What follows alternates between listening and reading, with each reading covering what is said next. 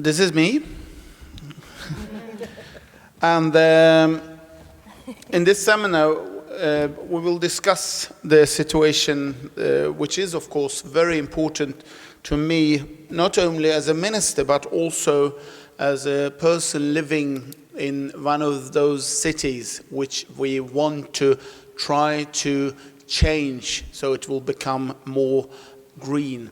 But before we can do that, I need to take you on a journey to Sweden and see what is actually happening in my country.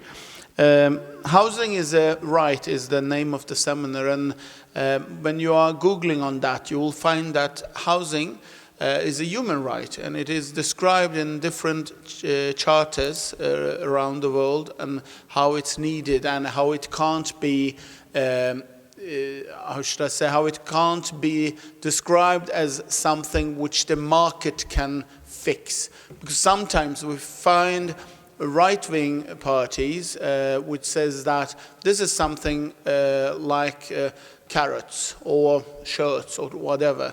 If there is a demand on carrots or shirts, then there will be a supply for that. Somebody will produce shirts or grow carrots. But you can almost live without carrots, and you can certainly live without shirt, but you can't live without a house, without 4 walls and a roof. You have to have it. So this right-wing positioning is disturbing me a lot. But also the left-wing positioning, where the left sometimes tends to totally look away from the market approach, because if the state doesn't want to build every house itself, which in Sweden is the case, where the state doesn't build houses, which is the case in some countries I know. But in Sweden we have chosen another way. And then you need to have a balance where the market actually can be a part of the solution, but you have to give them right incentives. And in this picture, you can see the discrepancy between the supply and demand on the Swedish housing markets. The green stacks are the increase of the number of people in Sweden. And you can see it's 2016 is what we expect to be in numbers. And the yellow line is the number of planned new homes.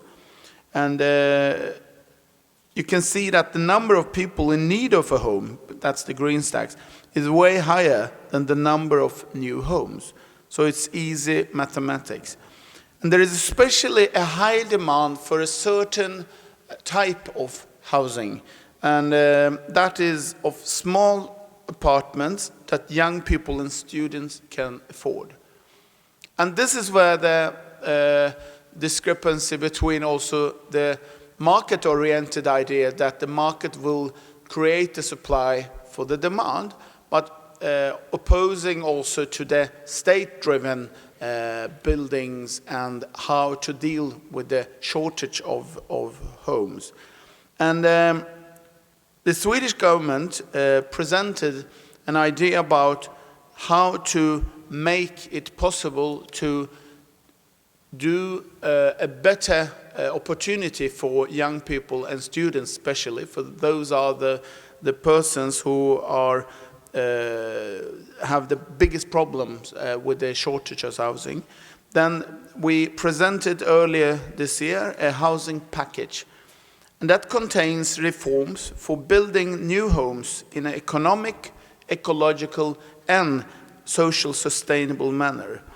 And one reform that is particular interest for this seminar is a new investment grant, where the state are taking tax money to spend on housing.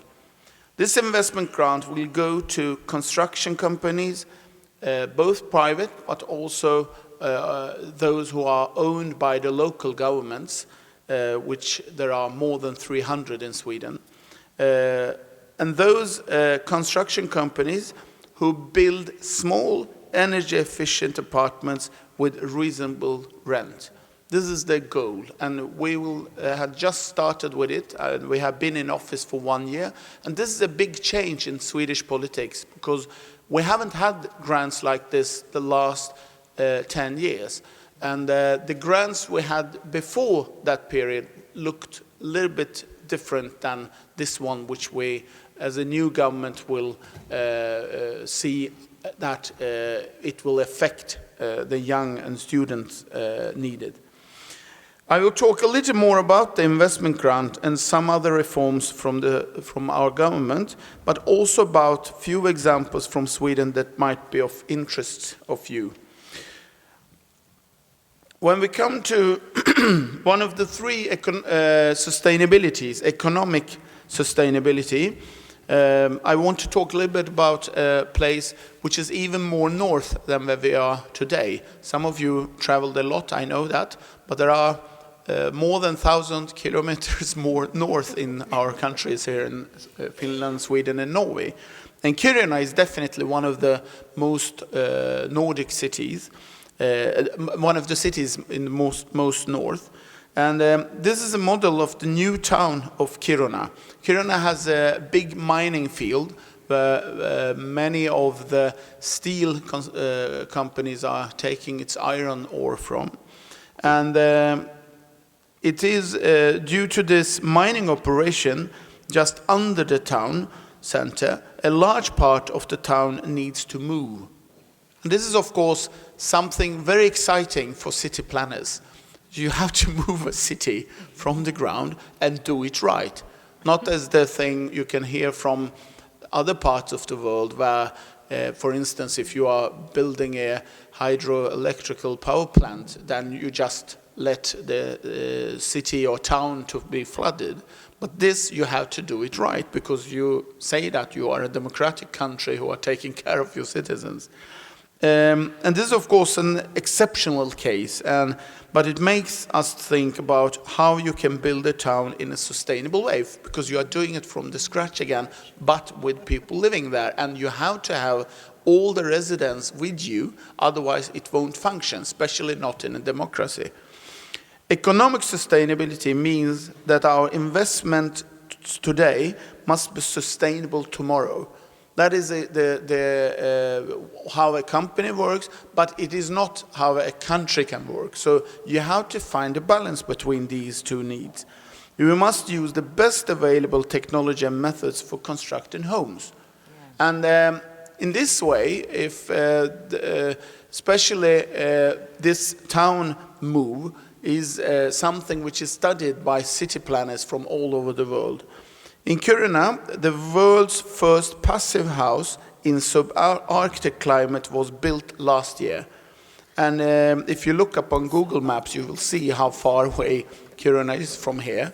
It is the same latitude as the northern Alaska, northern Siberia, and even it's more north than Iceland. And Kiruna's climate, with bright summers and dark winters and temperatures down to 40 degrees Celsius, needs both creative and innovative ideas for things to work. Yeah. And the buildings we construct now will stand there for more than 100 years. So if you do it right from the beginning, you need to understand that this is actually creating also new technology and new innovative way to deal with other type of climate, the desert climate. And because of the climate change, some new countries have to understand that they need to do things in new ways. Because there are nowadays countries which never before had to have problems with too hot weather. But today they need to understand how to build houses which can actually cope with that kind of weather. When it's about ecological sustainability, which means that we are building homes without passing on the climate debt to future generations, I want to show you a picture from Vallastaden, which is in Linköping, a quite big city in the southern part of Sweden. The district is based on concepts of diversity and social sustainability.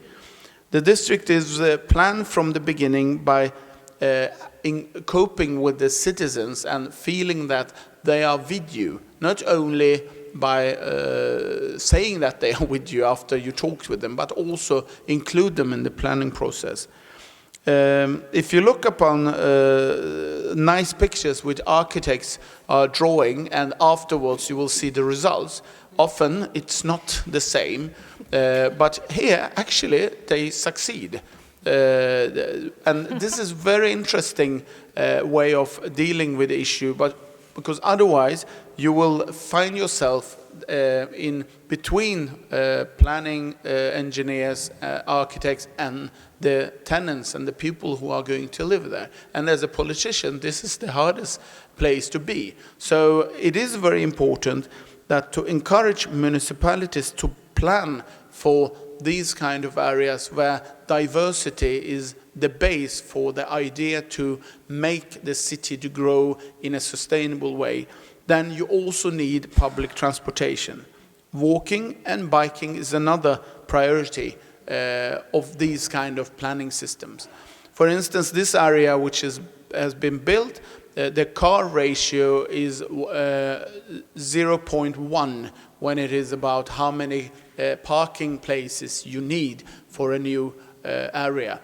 Normally in a Swedish city like this, it is more likely 0.8, which is almost 1 car per person. So you can actually plan from the beginning in a way which makes you independent of cars.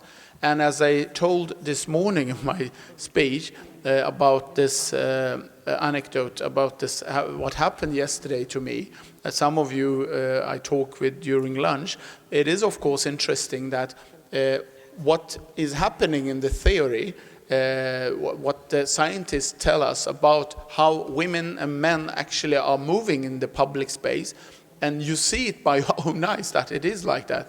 It really makes you believe that you have to do something about it. When it is about the social sustainability, actually my last picture, then this is something, of course, which many of us are afraid of.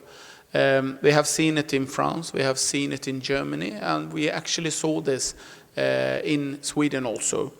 When it is about social sustainability, the ambition to involve citizens in planning and developing is maybe the most important to build social sustainability.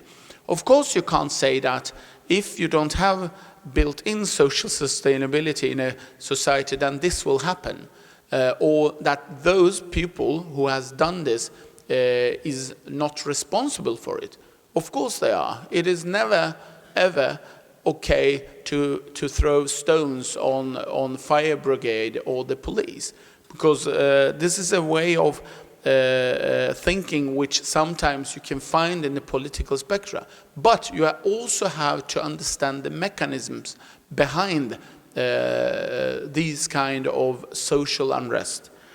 This picture is from Husby, the suburb where I lived for 17 years, and I'm living just nearby there in the same area with the same social network which I had during this 17 years, and my children is going to school in this area. And this behavior by often young men without hopes for the future has spread all over Sweden when this happened. We saw it in other European countries and thought that this might not happen here. But it happens, and the interesting thing is that the reaction from the rest of the society, because within the parliament, I was in the member of the Swedish parliament, I really was surprised when people, members of the parliament, and other persons in the middle of the city, because this is a suburb outside, 15 kilometers outside the city, but in the Stockholm inner city, in Malmö, in Gothenburg, the other areas of Sweden, people felt the smell of the smoke.